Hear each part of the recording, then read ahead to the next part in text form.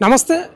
అందశ్రీకి సంతాపం ప్రకటించడానికి DGR convention హాల్కు ప్రొఫెసర్ కోదండరాం సార్ కూడా వచ్చిన ఒకసారి మనం చాలా విషయాలు అడిగి తెలుసుకుందాం.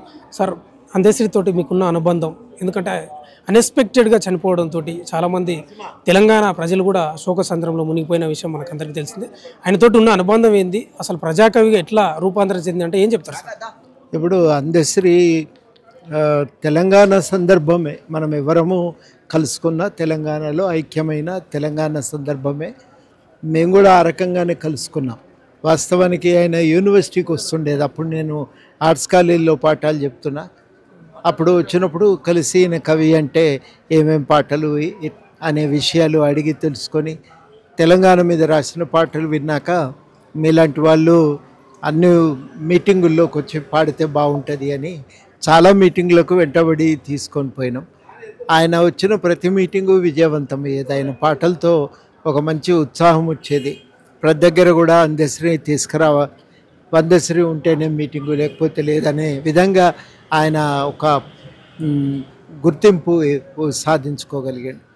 అట్లా ఆయన పాటలు పాడే క్రమమే జయ జయ హే తెలంగాణ కూడా ఆయన రాసి పాడినప్పుడు అది విన్న అందరూ కూడా ఇది మన జాతీయ గీతం, ఈ మీటింగ్తోనే ఈ పాటతోనే మీటింగ్ స్టార్ట్ చేయాలని నిర్ణయించుకోవటం, ప్రతి దగ్గర కూడా ఆ పాటతోనే కార్యక్రమాలు ప్రారంభించడం మేము చూసినాం. అది జాతీయ గీతం అయిపోయింది అప్పటికే జనం నానుడిలో.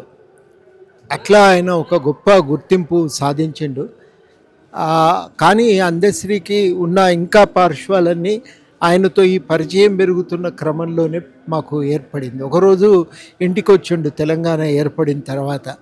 ఏంది మన సమస్యలన్నీ పరిష్కారం అయినాయి అనుకుంటున్నావా అని అన్నాడు.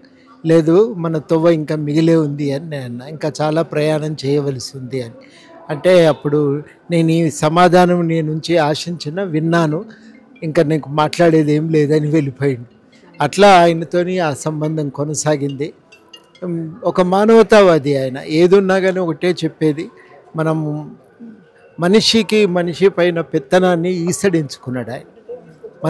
మనుషులుగా బతకాలి, సమానత్వం వాళ్ళ మధ్యన ఉండాలి అనేది ఆయన ఆశించిండు.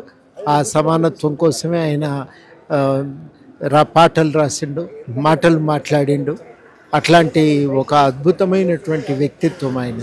సార్, ఒకటి ఈ జయ జయ తెలంగాణ పాట తెలంగాణ ఉద్యమంలో భాగంగా ఉర్రూతలూగిచ్చింది. ఎంతో మంది ఉద్యమాన్ని పురిగొల్పడానికి ఉపయోగపడింది. ఎందుకు మరి తెలంగాణ వచ్చిన తర్వాత ఆ పాటకు గుర్తింపు రాలేదంటే ఏం చెప్తారు మీరు ఒక ఉద్యమకారునిగా? ఏం చెప్తామండి, ఆ పాటకు మరి అప్పుడు ప్రభుత్వము ఇవ్వవలసిన గుర్తింపు ఇవ్వలేదు. అందరం కోరుకున్నాం గుర్తింపు ఇస్తే అయిపోతుంది కదా అని. కానీ దాంట్లో ఇది తెలంగాణ జాతీయ గీతం స్థాయికి దాన్ని ఇంకా అది రావటానికి కొన్ని మార్పులు చేయాలి. కానీ అట్టే పరిస్థితుల్లో ప్రజలు మెచ్చిన ఈ పాటలో మార్పులు కుదరవనే మాట అందశ్రీ. అది అట్లా నడిచింది. అది ఇవాళ మరి ఆ పాటకు గుర్తింపు దొరకటం అనేది సంతోషదాయకం. ప్రజలు కోరుకున్నారు, ప్రజలు మెచ్చిండ్రు, ప్రజలు దాన్ని జాతీయ గీతంగా ప్రకటించుకున్నారు. ఎప్పటికైనా జాతీయ గీతానికి అదే ప్రాథమికమైన లక్షణం. ఆ లక్షణాన్ని సంతరించుకున్న తర్వాత ఇక అది ఆటోమేటిక్గా జాతీయ గీతం కావాల్సిందే అని మరి ఇప్పుడు ప్రభుత్వం దానికి ఆ ప్రతిపత్తి కల్పించటం చాలా సంతోషదాయకం.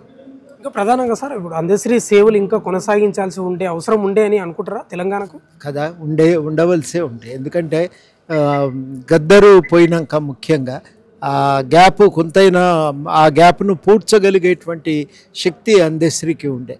ఆ అందశ్రీ కూడా ఉంటే కనీసం అవసరమైనప్పుడు నిలబడి ఇది తప్పు ఇది ఒప్పు అని గట్టిగా చెప్పగలిగేటువంటి గొంతు అది ఒకటి ఉండే మనకు. ఆ ధైర్యం ఒకటి, ఏదైనా సమాజానికి ఒక చుక్కానేలాగా నిలబడతాడనే ఒక ఆశ. అట్లాంటి మనిషి కూడా పోతే సడన్గా తెలంగాణలో ఒక పూరించలేనటువంటి ఒక లోటు ఏర్పడ్డది. ఈ లోటు భర్తీ చేయటం అనితర సాధ్యం.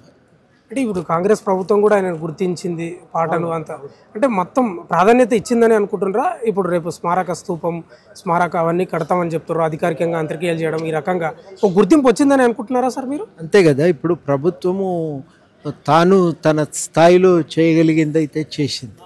నా దృష్టిలో అదే చాలా కీలకం. ఆ గుర్తింపును ఇవ్వటం అవసరం.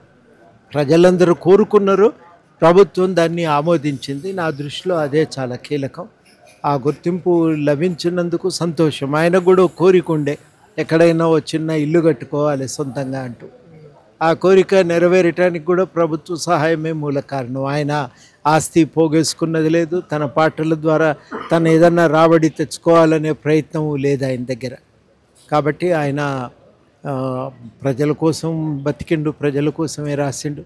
ఆ రాసిన పాటలతోనే ఆయన సంతృప్తి చెందిండు. ఎప్పుడు దానికి తను ఒక పెద్ద ఆస్తులు అంతస్తులు కావాలని కోరుకోలేదు ఆయన.